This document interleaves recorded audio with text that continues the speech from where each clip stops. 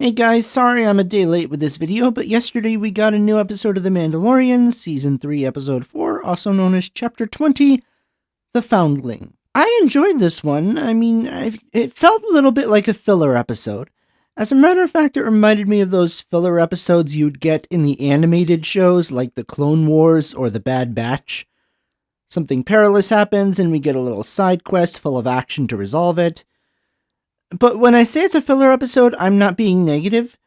While not the best episode of the series, it was a relief to have the Mandalorian and Grogu and all back after last week's venture into whatever that was. So yeah, while this has felt like a filler episode, it felt like a very good and fun filler episode. The side mission was compelling enough, with Bo-Katan Kryze leading a rescue mission of Paz Vizsla's son after he was taken by that giant pterodactyl monster.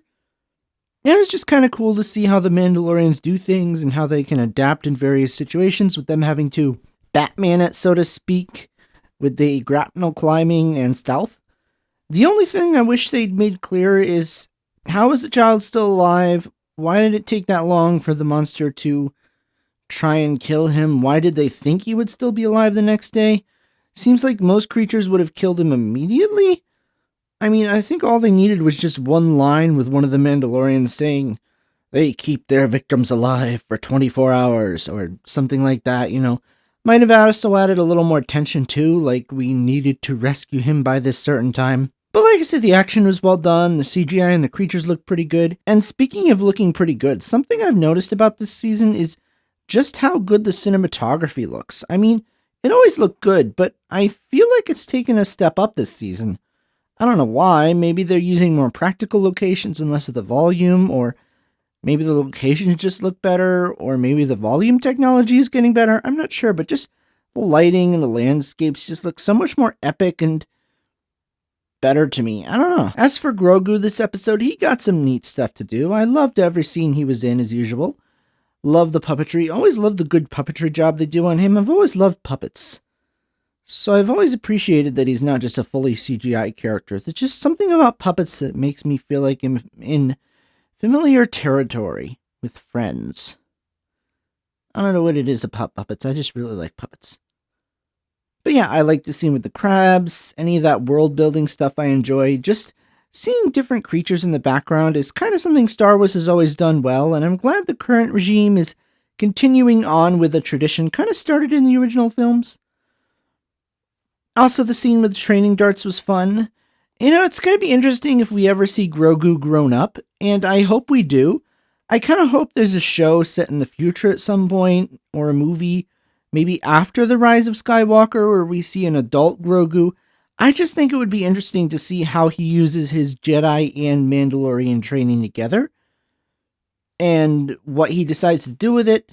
I don't know if I could see him becoming a bounty hunter. I feel like he would find something a little more helpful to do, but I don't know. Hopefully we'll find out someday. And of course, we found out in this episode, finally, who it was that saved Grogu from Order 66. A Jedi played by none other than Ahmed Best, Jar Jar Binks himself.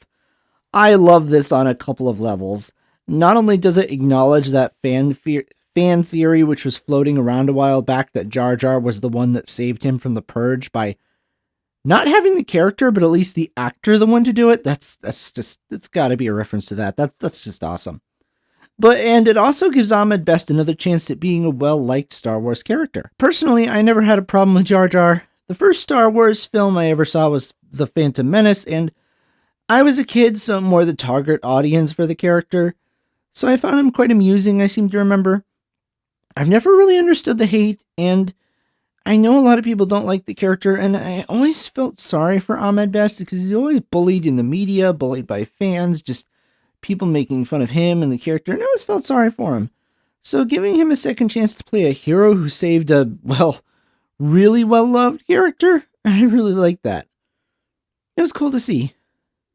I doubt we're done with it. There's got to be more to the story. What happened to that Jedi? How did Grogu end up on his own? I'm sure we're going to find out in future flashbacks. I hope so, and I look forward to it. But yeah, like I said, it's a fun, enjoyable episode. I don't have too much else to say about it because there's not that much else to say about it.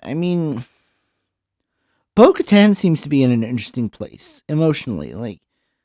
I don't know. I'm not sure what's going on with her, but there's some interesting stuff happening with her character this season. But yeah, what did you guys think of the episode? Let me know in the comments below, and I'll talk to you later. Goodbye.